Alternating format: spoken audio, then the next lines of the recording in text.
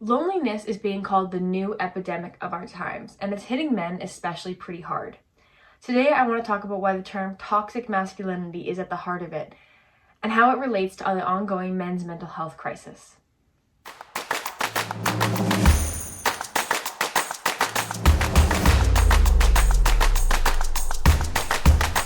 You're listening to Fed Up and Figuring It Out, unpacking politics, culture, and global power.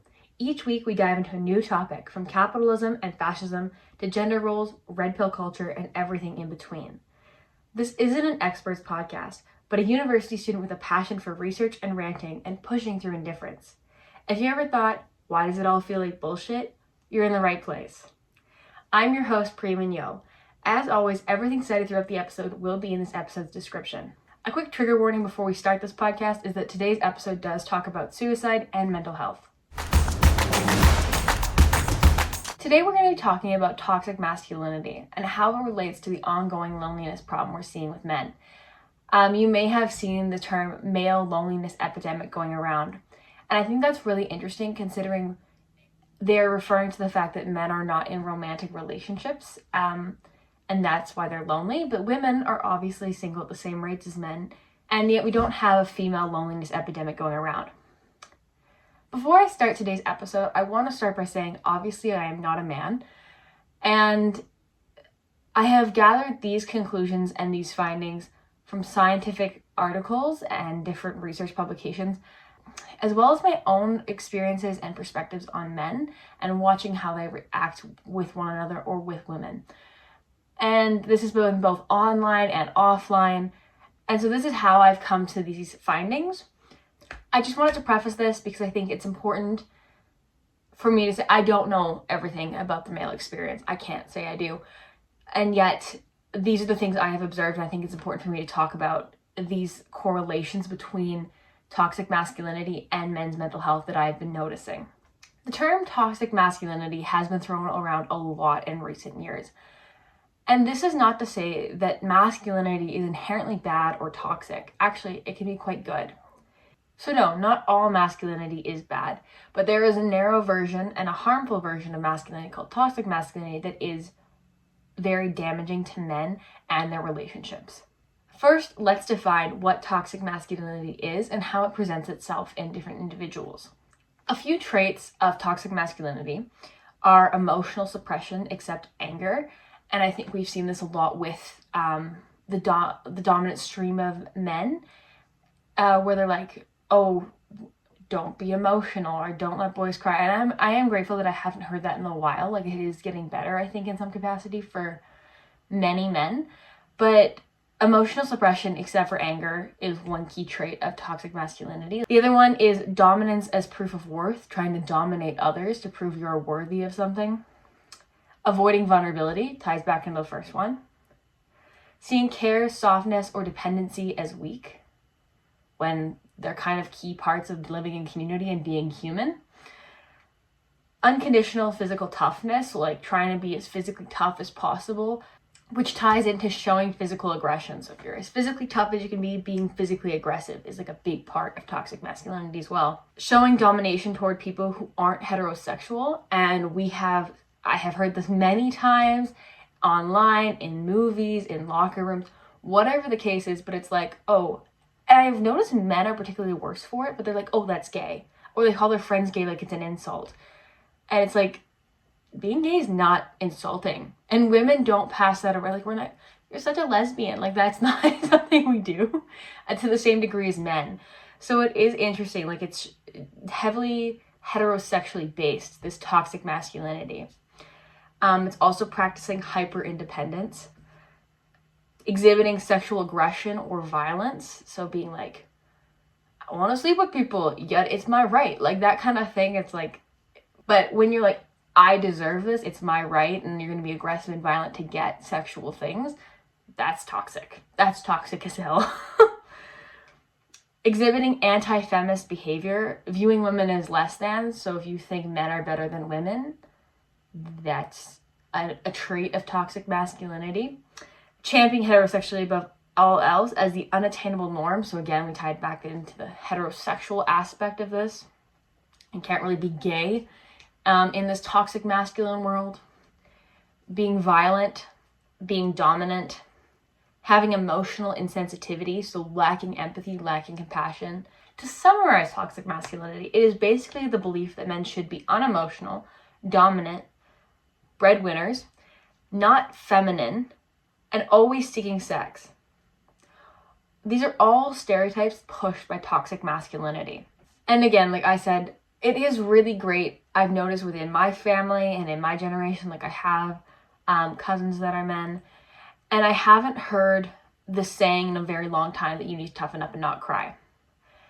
Because men have emotions like women, and it is important that they're able to express them young so they're able to regulate them as they get older. Women are allowed to express emotion, and so we learn emotional regulation growing up. But if men are always conditioned to keep everything in, that's not regulation. That's just going to show up somewhere else down the line. There is still a disconnect, though, I have noticed within men in my generation. For example, I had a friend group a while ago, and it was really interesting to see the dynamic because it was 2 of us girls and 2 guys, and we'd hang out. And the guys, like, we'd leave them for hours, whatever, to do whatever they want us to do, hang out, talk, and then we'd meet up and we'd hang out all together. But it was really interesting because every time we talked, we were like, oh, how is this thing and you're going on in your family? Or how is this thing that's your career change? Or some big event happening in your life? And the guy's like, I didn't know you were going through that. And it's like they didn't communicate things that were actually happening in their lives. They weren't building that relationality between each other. And so that was just really interesting to me, that they weren't talking about anything really of substance from their lives. So how do you build a strong connection? How do you connect with other people and decrease the amount of loneliness you feel when you aren't opening up to people about what's actually happening with you? I just thought that was interesting, like the way they communicated versus we communicated, and the way we communicated with them was just completely different. Like, we'd be very open talking about, this is what's happening in our lives, this is how we're feeling about a certain thing, this is our thoughts on current politics or news or whatever it is. And the guys didn't talk about that. I don't know what they talked about, to be honest with you, but it was just really interesting that I'm like, how did you go for hours and not bring that up, right? And that's not to say that those guys were toxic or in any way. They were lovely. It was just a matter of, you can kind of see where the difference in how men and women form relationships and how that is partly due to social programming. So there's a couple arguments that come up when people bring up toxic masculinity. And a big one that is promoted by especially far-right men in the red pill pipeline kind of men is that toxic masculinity can't be helped because it is biological. Men are biologically designed to be dominant, to be violent, to control. Like, that is what a lot of far-right influencers have promoted. And yet, that's not true. Because there's also lots of healthy versions of masculinity that I have witnessed. And there are men who are, and many men are, inherently nurturing, kind, emotionally aware. And that doesn't make them less of a man. It just makes them a good person. If toxic masculinity is your definition of man, that is the opposite of a good person. So then it's important to be a good person, I think, more than anything. But there's plenty of room for men to be masculine without being toxic or engaging in behavior that's dangerous or hurtful. And I will let men determine what masculinity is to them. I think that's important. It's just important to also see that this stream of masculinity that's being propagated and promoted by certain influencers is not healthy and is not beneficial or going to progress as a people or a society in any way, shape, or form. Like, it's not helping men, it's not helping women, it's not helping anyone, this type of masculinity. And I just think it's really concerning that this is what is being promoted as an option. So I'm not trying to say this is how to be a man. I don't know what that's like. I'm not the gatekeeper on that. This idea that toxic masculinity is biological often discourages men from seeking mental health support or emotional help because they believe it can't be fixed. They are just inherently pent up with all this anger and emotional deregulation. and it's biological, which it's not, but they kind of come to this idea that they can't ask for help because of it. According to a survivor's website, or survivors.org, quote, placing blame on their biology made many of the men feel there was nothing personal they could do to improve their mood, reflecting the theme of powerlessness. This acceptance of the biomedical view means that compared to women, men use fewer alternatives or complementary therapies that rely heavily on being open, sharing, and talking about your feelings. Second, because men were more likely to blame mental and social health issues on biology, and thus see them as uncontrollable, they were less likely to seek help when lonely, promoting suicide as a legitimate way of taking control, end quote. And so it is actually really sad to see this happen, because it's not biological. It's a social phenomenon that has programmed men to believe that this is who they are, or how their upbringing has taught them that this is what a man is. And it's like, first off, you're human. We're all human. First and foremost, that is what we are. And humans need connection, and humans need vulnerability, and humans need relationships. And humans have emotions. And so it is important for all of us to reach out and help one another. And everyone has feelings, and it's not biological or natural to not. Another argument I've heard for toxic masculinity is that men aren't allowed to be aggressive now. Like, aggression and violence is not as promoted or accepted by society. And it's become repressive to them and their internal violence. But is this because they haven't developed emotional regulation outside of anger? That's my question. Because yes, I understand that men have a tendency to be a little more aggressive. It is a tendency of men. But at the same time, being like, our society has become too non-violent and it doesn't allow men to express themselves, which is why they have a mental health crisis. It's like, no, if you actually just had emotional regulation, or were able to share your emotions as a kid and develop emotional regulation, you wouldn't have this problem. And yes, you might still be a little more aggressive, but at the same time, you'd have coping mechanisms for that. Like, when I get angry, I don't go and get really pissy at everyone else. I go to a punching bag and punch the bag. Like, there's different ways to handle anger. And I feel like it's a challenge, because if this perceived biological toxic masculinity that is in men, you don't develop coping skills. Be like, oh, it's natural. But it's like, yeah, it's also natural for women to be angry. Like, women can get really angry. And yet we usually, typically, if you're a developed human being, have coping mechanisms. The other challenge is that on the other side, on the exact opposite side on the left, there is also this argument that biology does not play a role in gender representation at all. And instead, gender is created through social and behavioral ideologies and patterns.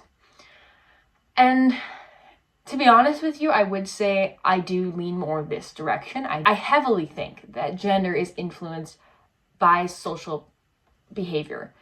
And my points for this are that, for example, but women wearing makeup, they're that's feminine. It's or in ancient Egypt, men wore makeup all the time. And then you also have oh, pink's a girl color, blue's a boy color. And it's 100 years ago, it was the exact opposite.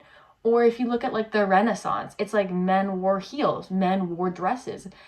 It's just interesting because in that capacity, gender representations change completely when society shifts and as people evolve. But I would say there is a slight biological component, typically.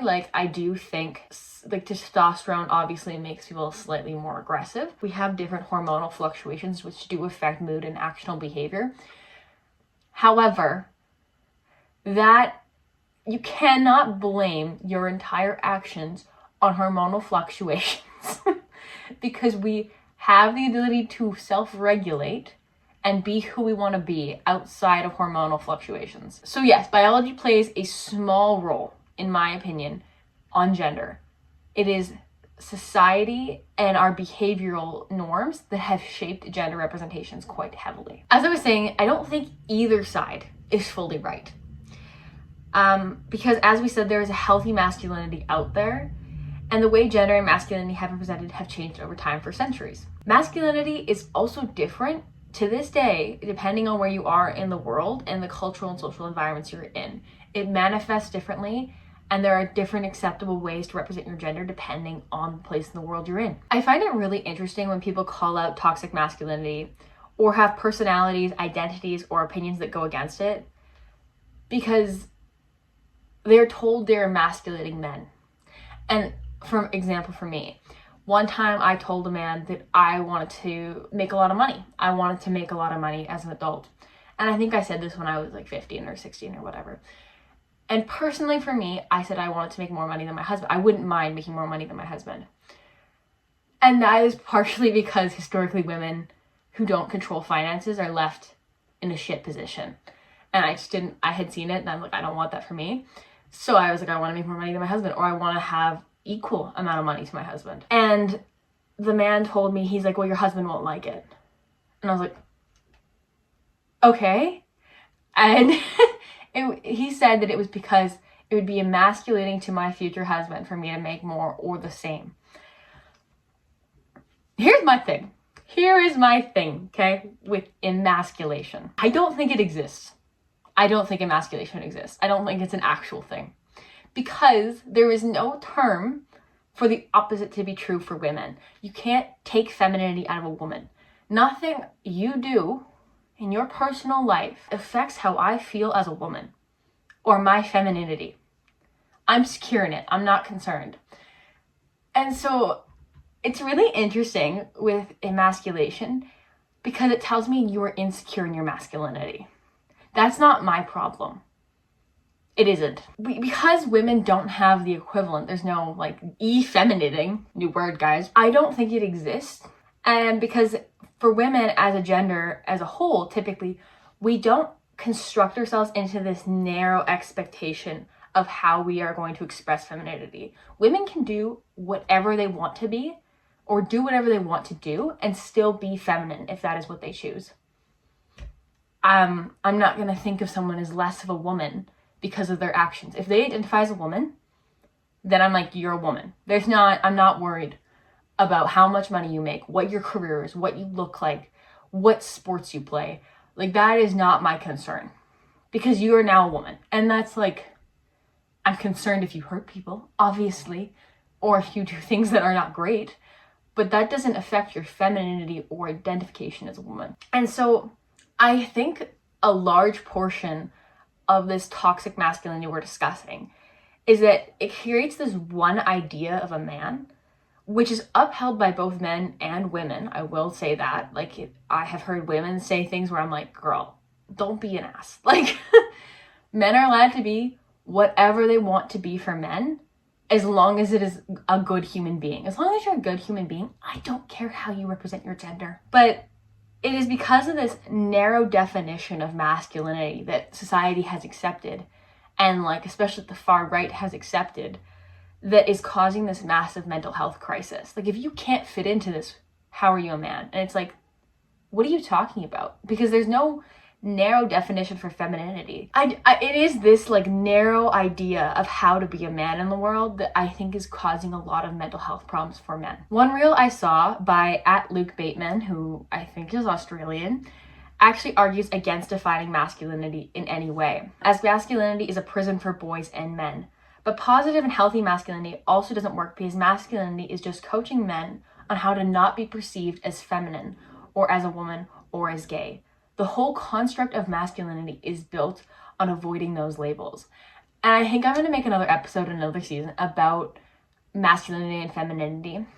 But it is really interesting because there's no really definition for femininity. It doesn't matter how she presents herself. Like, and we might see her as more masculine, but she is still feminine. And it doesn't change that I view her however she would like me to identify her. But if it's a she, woman. The idea that we need to have this rigid construction of masculinity is in itself crazy. It's crazy. Because you have a rigid definition of masculinity, the whole point of it is to avoid the opposite, which is being defined as feminine.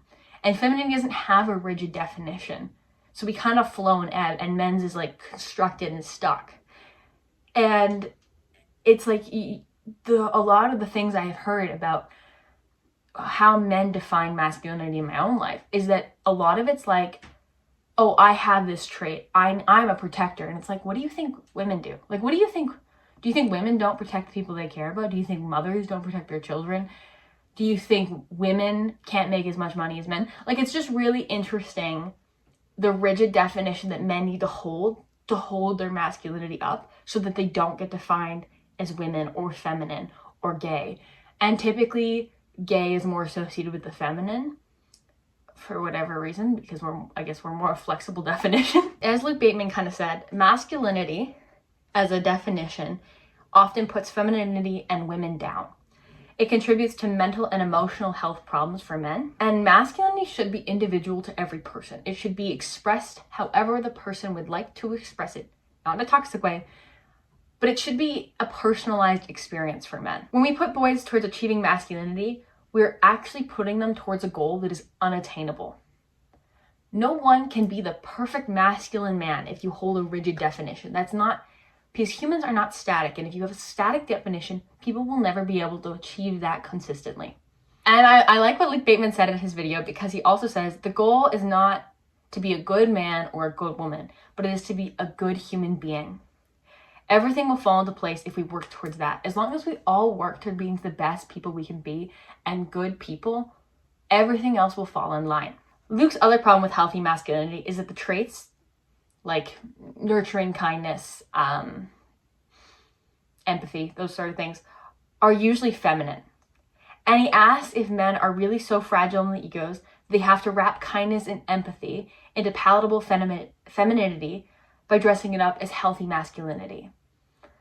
Which I think is really interesting too. I mean, you can chew on that a bit, but I really liked it when he said that. But it's to be like, oh no, this is healthy masculinity. There's toxic and there's healthy masculinity. There's two different streams. It's like, that's still not the same because you have rigid definitions. And also, why can't we all just be good humans? Like, why do we have to have these rigid definitions for genders and femininity and masculinity? Why can't we just be good people? Like, again, like, first and foremost, you are a human being and then you are your gender. The challenge is with toxic masculinity is that these traits don't just harm other people. They boomerang back and isolate the men who live in them. Men's mental health. Men experience higher suicide rates than women. According to the Government of Canada, about 12 people die by suicide each day in the country. It is the second leading cause of death for youth and young people in Canada. And here's the statistic that's really interesting. Men are 3 times more likely to commit suicide than women. I argue that that is because emotional regulation is not preached to men at a young age because they're not allowed to express emotion and they are not able to seek help to the same degree because of these rigid definitions we've defined. Men are also more likely to overdose from opioid. We have an opioid crisis in Canada, and typically a lot of the people who are affected are men. There's women as well, but men are typically experiencing higher rates of overdosing. Men also typically lack emotional bonds when they practice toxic masculinity. And I think this is really interesting too because women are always claimed to be the more emotional gender. And I have talked to many people about this, and I always think it's interesting because I feel like when people say that, they forget that anger and depression are emotions too. And I fear that when men grow up in this really rigid masculinity definition, they don't have the ability to express any emotions other than those two. And it's like, it's not that you don't have other emotions, it's that those are the only 2 avenues you've been told you can express yourself. And so every emotion you have comes out in those 2 ways. And it's not, that's still emotional. Like, you're just as emotional as women. Men and women are just as emotional as each other. I don't know where we got this idea that they're not. It's just the way we regulate and represent those emotions that kind of differs because of societal conditioning. And I think this is really interesting too because there's also this argument, toxic masculinity, that men don't naturally form emotional bonds with other men or other people, which is absolute bullshit because men are literally dying for emotional connection. How did the man up culture discourage emotional connection? Well, vulnerability is the cornerstone of emotional connection. And you don't have to be like a bleeding heart, but there is an aspect to forming a relationship that requires you to be vulnerable. And toxic masculinity has made vulnerability this demonic thing. So if you can't be vulnerable, you can't form genuine connection. So you isolate yourself in this loneliness. Vulnerability and like emotional connection is perceived as gay in many ways, which is really crazy to me because it's like, you're a human being, you need it. It doesn't make you straight or gay. It's a necessary bond for humans. When I was living in Europe, actually, I did notice a bit of a difference in masculinity. For example, like here, men don't hold hands, men don't hug their friends, which is really sad, honestly, because women do that all the time with each other. We have those connections with our friends.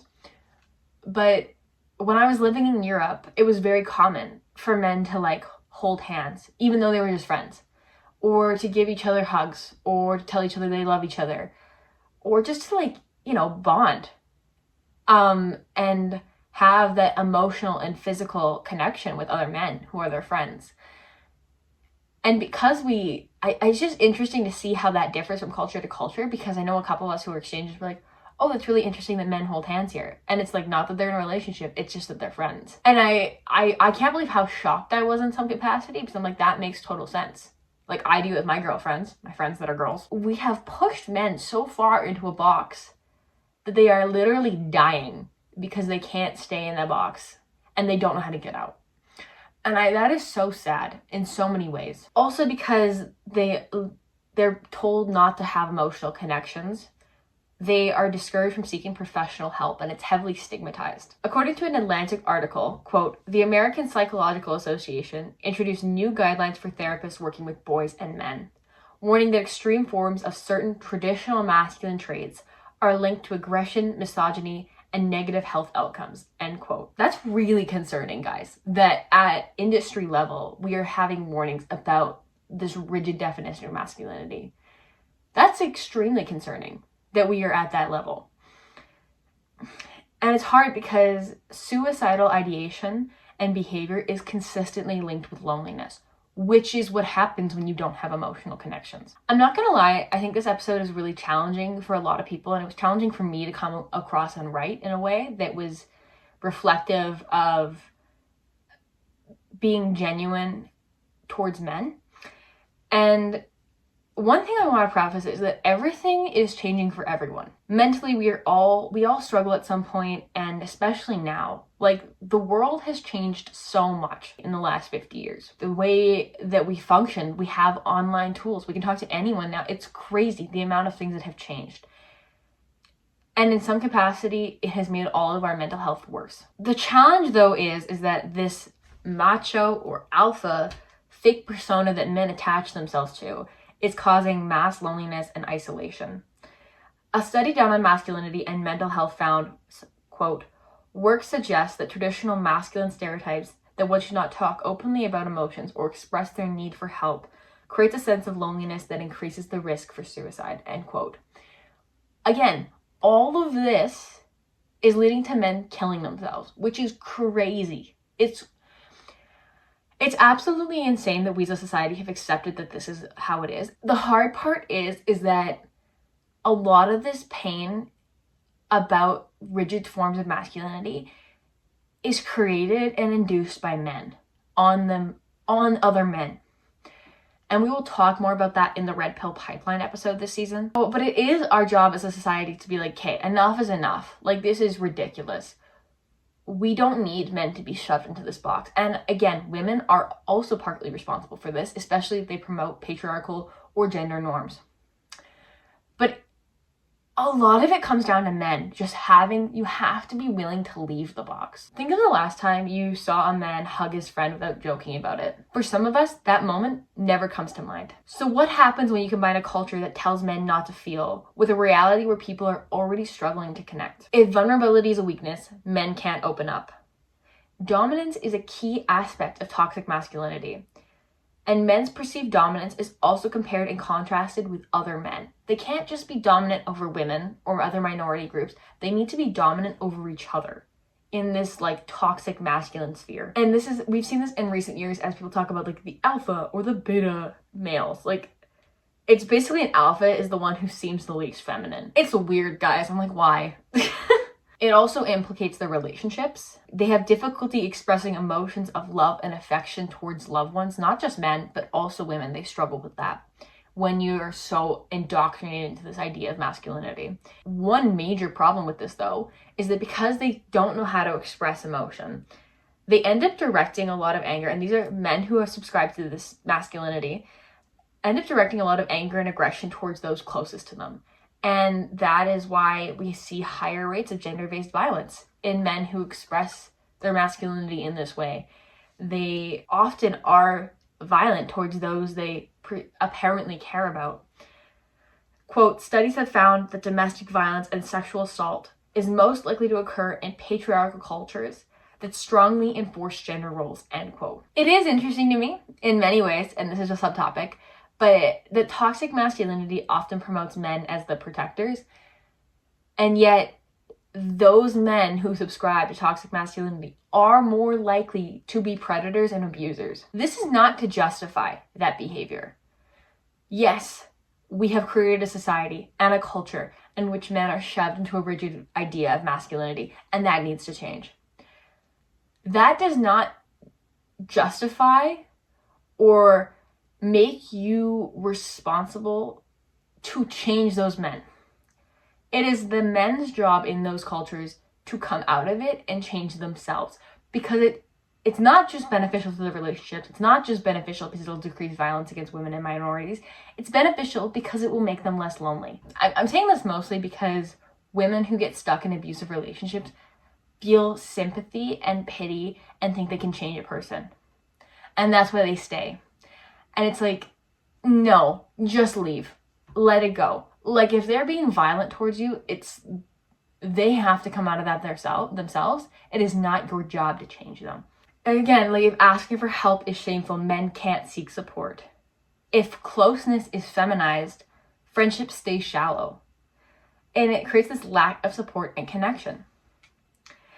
The consequences of this is that friendships often dissolve after high school or college, and like relationships become very transactional. They're either work or sports or drinking buddies. Like, there's not a lot of depth to them. They're just surface level relationships, which is fine to have a couple of those. We all do.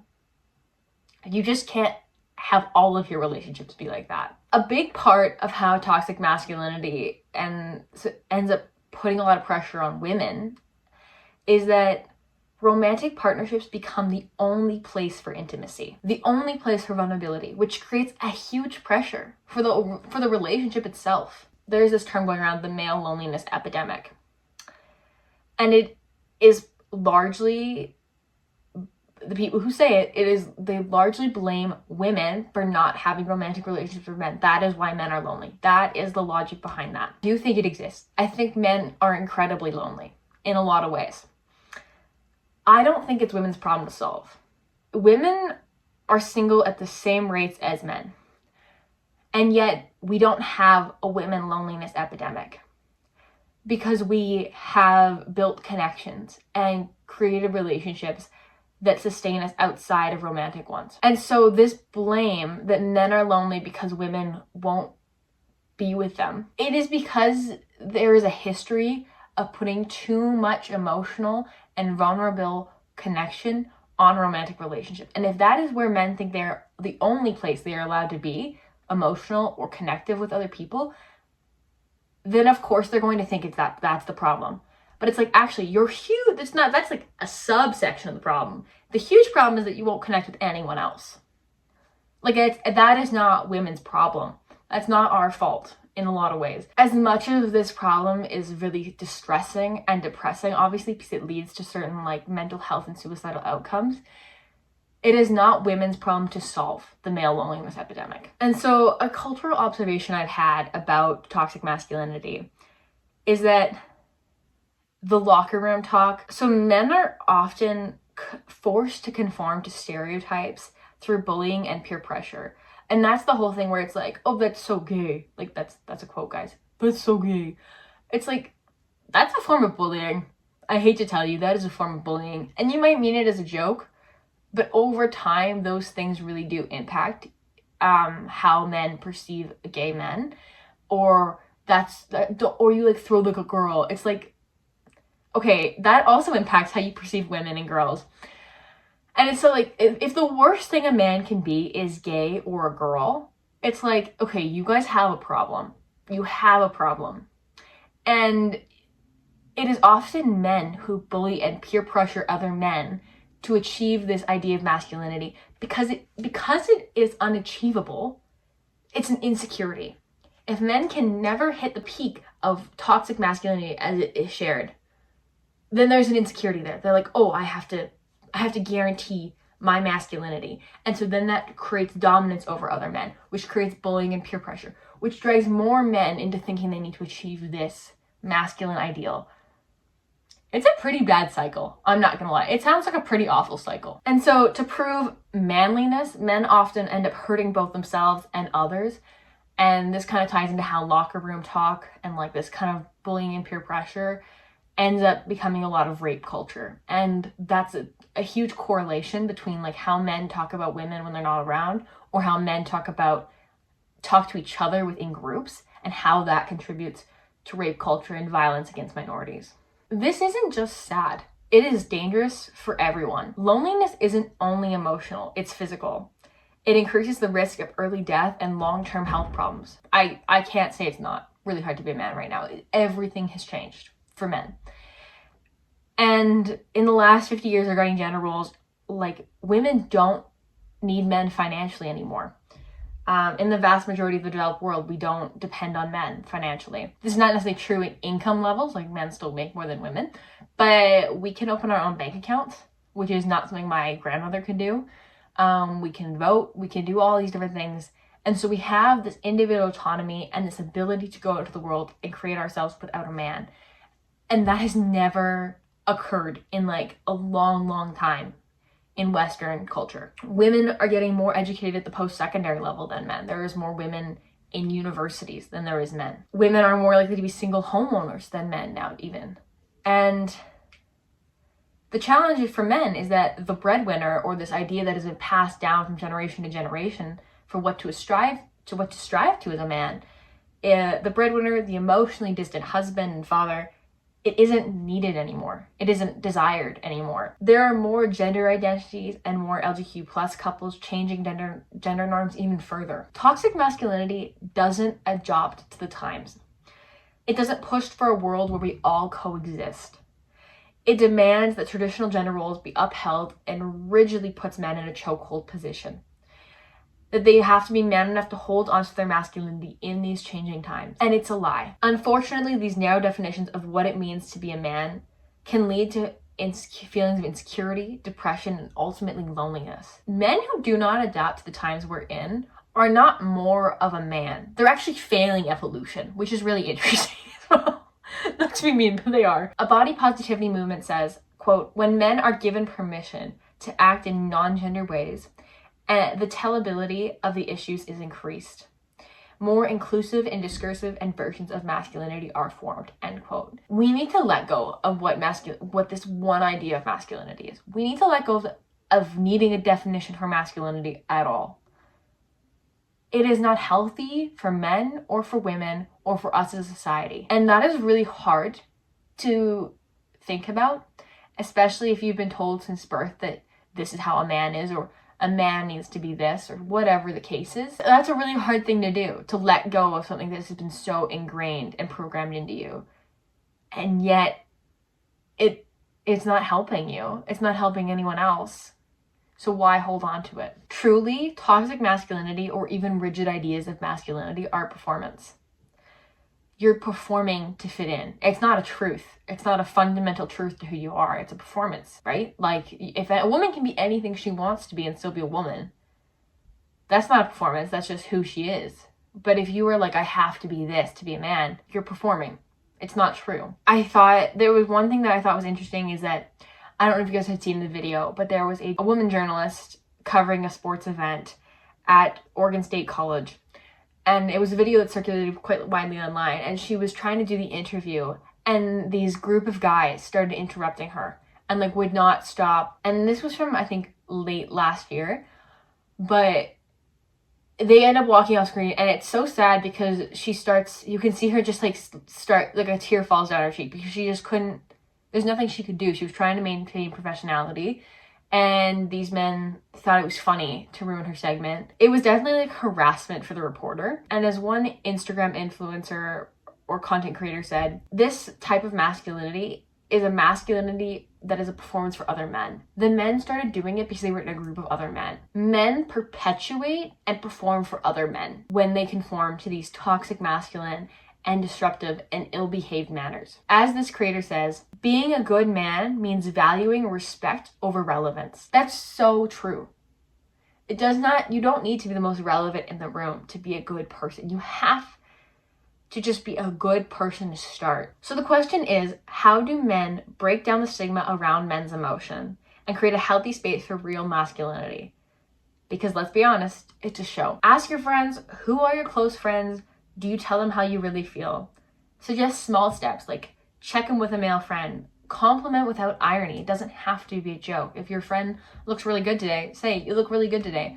Or, I hope you do well in the test. Or whatever it is. Yes, it's a small microdose of vulnerability, but that is how you actually create connections.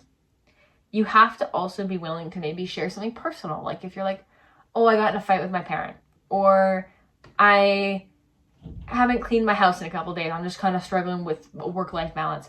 Those things are important for relationships. You also have to highlight healthy masculinity and vulnerability. Be kind, emotionally aware, walk the talk, use empathy. These are all key aspects. There's also a big role for therapy and community spaces, peer groups, and role models. If you think you need help professionally, go seek help. It is not embarrassing, it is necessary. There's an importance in redefining strength. Strength doesn't mean dominance. It means being honest, being vulnerable, having empathy. Those are harder things to achieve than just sheer dominance and bulldozing. I will tell you from experience, empathy is a hard thing to have. And yet, it is what makes us human, and it is vital. It's scarier and it's easier to act like you don't care, but that doesn't make you strong. So a couple examples I thought I'd bring up at the end of this is that there are already men and groups organized by men who are taking initiative to tackle this rigid form of masculinity that is attacking and killing men. For example, a lot of men will post about Movember and they'll be like, men's mental health. It's important. And it's like, yes, I think that's so important. The Movember movement is such a great movement in so many ways. I think it's also important for people who are participating in it to actually think, okay, why do men have a mental health crisis? Because I often see a lot of men post about Movember and then be like, don't think about why it is that men have higher rates of suicide or lack emotional vulnerability, because it's not biological. They just don't consider it. There are a couple hashtags and celebrities and influencers I thought I'd mention at the end of this podcast. I really love at Maya and Hunter. They're a couple on Instagram. They show such a beautiful way that relationships can be. Hunter, especially in this relationship, is really interesting to me because he expresses vulnerability. He plans parties for his wife.